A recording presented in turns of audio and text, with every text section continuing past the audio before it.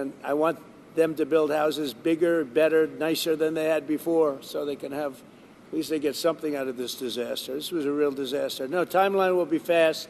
In terms of infrastructure, I think very fast. I want to thank Elon, because Elon was able to get us communication systems, as you know, Starlink. We had no communication. The first day I got here, I was asked by one of the people, one of the really great representatives, professionals, that is there any way you could get Starlink here, because they had no communication whatsoever. And I called up Elon Musk, and he had, hundreds of units brought here, brought immediately. And it's hard to get. They couldn't get them before. And that made a lot of difference. I think it saved a lot of lives, actually. Yeah. Infrastructure-wise, we'll do it quickly. Sir, can you just talk about how long you think it might take to get rid of FEMA? What's the timeline on that? If you're going to roll it back? Yeah, I would say, look, as far as I'm concerned, I'm not really thinking about FEMA right now here.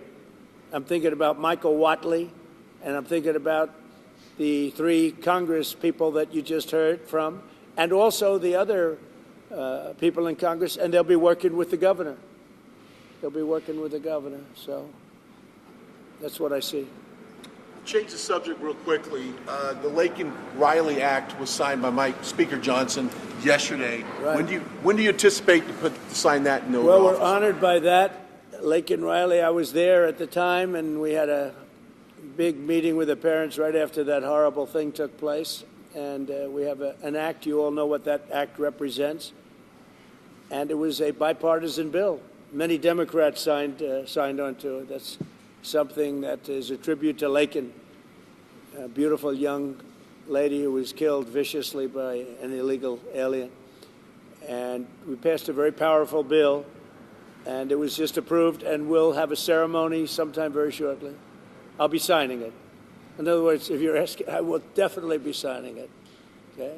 Yeah. Mr. President, the security detail for Anthony Fauci was terminated last night, and I'm wondering if you have any comment on that. About what? The security detail for Anthony Fauci was terminated last night, sir. Do you have a comment? No, I think, when you work for government, at some point your security detail comes off. And, you can't have them forever. So I think it's very standard. If it would be for somebody else, you wouldn't be asking the question. The question is very fair. But, you work for government. We took some off, other people too. But you can't have a security detail for the rest of your life because you worked for government. Is this be taken off, sir? Yeah, we'll see what happens. Would you feel partially responsible if something were to happen to, say, Dr. Fauci No. or John Bolton? No. They all made a lot of money. They can hire their own security, too. All the people you're talking about, they can go out.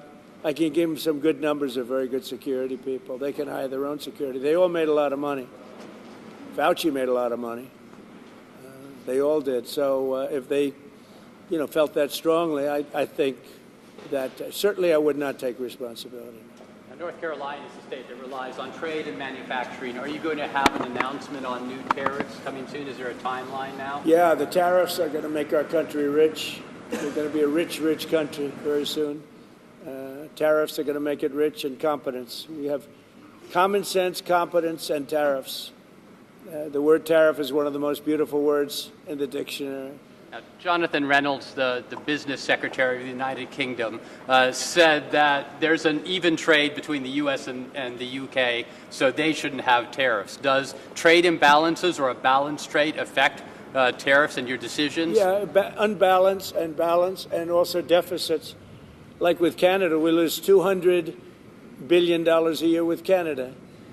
That's because we allow them to make cars. We allow them to take lumber. We don't need their cars. We don't need their lumber. We don't need their food products because we make the same products right on the other side of the border. It's sort of crazy. So we've just allowed that.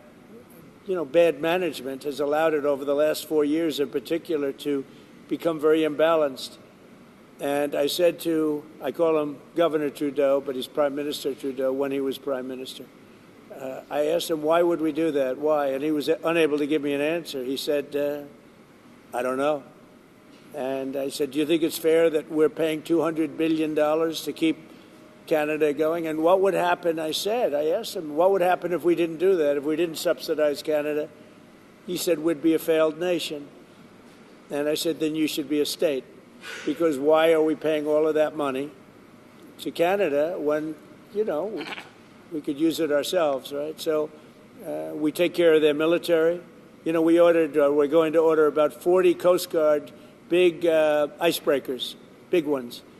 And all of a sudden, Canada wants a piece of the deal. They say, why are we doing that? I mean, I like doing that if they're a state, but I don't like doing that if they're a nation. Also, they've been very nasty to us on trade. Historically, Canada has been very, very bad to us, very unfair to us on trade. So we'll see how it all works out. The United Kingdom I might would be in a love better to see spot. Canada be the 51st state. The Canadian citizens, if that happened, would get a very big tax cut, tremendous tax cut, because they're very highly taxed. And you wouldn't have to worry about military. You wouldn't have to worry about many of the things. You'd have better health coverage. You'd have much better health coverage. So I think the people of Canada would like it, if it's explained. But just to start off, they'd have a massive tax cut, and they'd have a lot more business, because then we'd let business go to Canada routinely, and there'd be no tariffs. If we did that, there'd be no tariffs.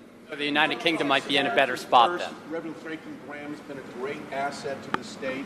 Talk a little bit about the way Samaritan Purse has helped North Carolina. Yes, once again, the first. Reverend Franklin Graham has been a big part of Samaritan Purse and their aid to North Carolina. Just want to get your thoughts Well, on that. Franklin Graham has been a big asset to the state. His father was a big asset to the state, to the country, both of them. I just think this. I think Franklin and other people that are doing what Franklin have done, but I've known Franklin so long. He was at the inauguration. He made a speech, beautiful prayer. He does a great job. And we made a big donation, and it was money well spent. Sometimes you make donations, it's not well spent. He's done a great job here. He's done a really great job. So I want to thank you. We're going to the site now, and one of the sites, and I think for those that haven't seen it, you won't even believe it, but not enough work was done. We'll get it done fast. And I can speak for the Republican congressman. We're going to knock it out, right? We're going to knock it out.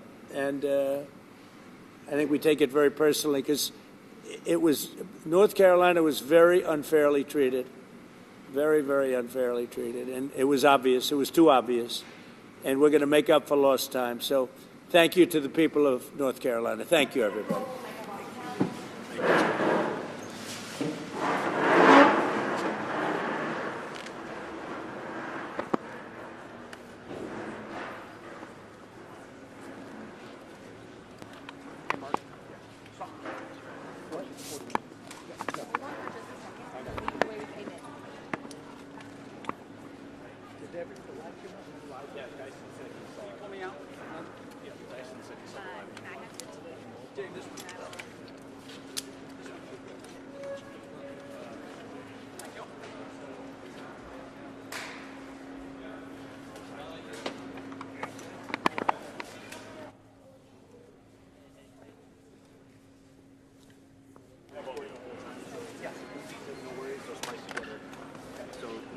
No drop. Okay. Awesome. That's good. No worries.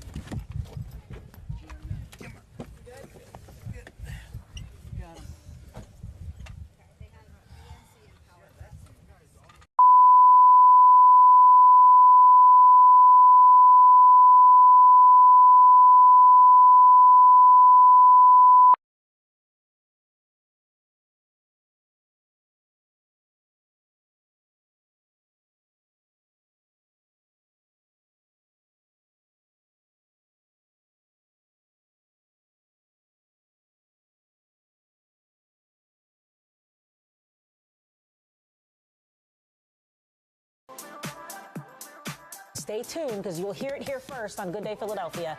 How else do you make it exciting than to have it on Good Day? I mean, come on. Hello, Philadelphia this morning. Thank you for joining us all morning long. Fox 29, I will meet you here. Thank you for joining us for the 10 o'clock news. I'm Sheba Russell. And I'm Jason Martinez. That is some important information. Yeah. Our crews are digging into new details tonight. A story you'll only see on Fox 29.